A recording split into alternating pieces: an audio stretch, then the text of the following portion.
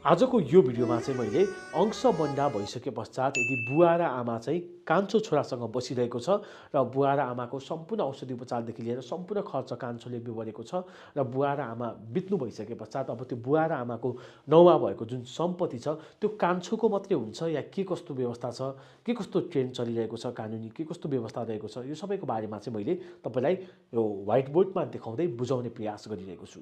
मानौ एउटा परिवारमा चाहिँ 5 जनाको सदस्यहरू हुनुहुन्छ। 5 जना, एउटा आमा, बुवा, त्यस्तै गरेर जेठो छोरा, माइलो छोरा अनि कान्छो छोरा।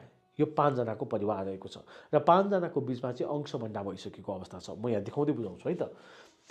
अब एउटा बुवा भयो, त्यसपछि दोस्रो नम्बरमा आमा, अब उहाँहरूको चाहिँ 3टा छोराहरू, जेठो छोरा, यो जेठो छोरा हैन, एउटा जेठो छोरा, त्यसपछि एउटा माइलो छोरा,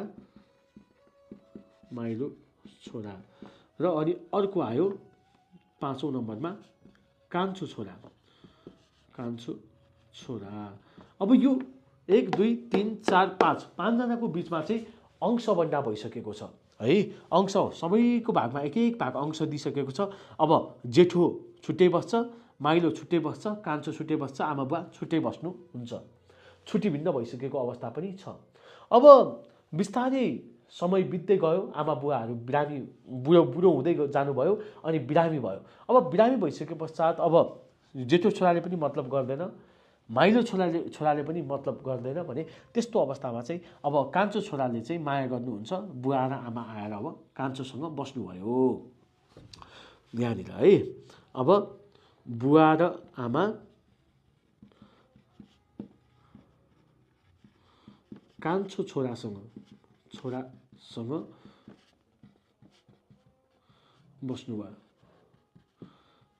अब यसरी बुवा र आमा चाहिँ कान्छो छोरासँग बसिसके पश्चात कान्छोले चाहिँ बुवा र आमाको सम्पूर्ण खर्चहरू पनि बिहोर्नु भयो। त्यस्तै गरेर बुवा र आमा बिरामी हुँदा, अब बुढेसकाल लागि उचित बिरामी भइन्छ, बिरामी हुँदा औषधि उपचारदेखि लिएर सम्पूर्ण कुराहरू चाहिँ कान्छोले मात्रै व्यवहार गर्यो। यो जेठो र माइलोले चाहिँ त्यो बेला हेर्दा पनि हेरेको छैन। अनि यस्तै अवस्थामा बुवा र आमा पनि बित्नुभयो। अब बितिसके पश्चात उहाँहरूको भागमा त एक एक अंश भाग त बुवाको नाउँमा 1 अंश भाग र अनि आमाको नाउँमा पनि 1 अंश भाग छ। अब यो 1 अंश भाग चाहिँ स्वत कान्छोको हुन्छ या हुँदैन, यो मेजर प्रश्न भयो। किनकि कान्छोले नै हेरेको छ नि त बुवा र आमालाई, त कान्छोले नै पालन पोषण गरेको छ, सबै खर्च कान्छोले गरिसकेपछि बुवा र आमाको जुन अंश भाग छ त्यो त स्वत कान्छो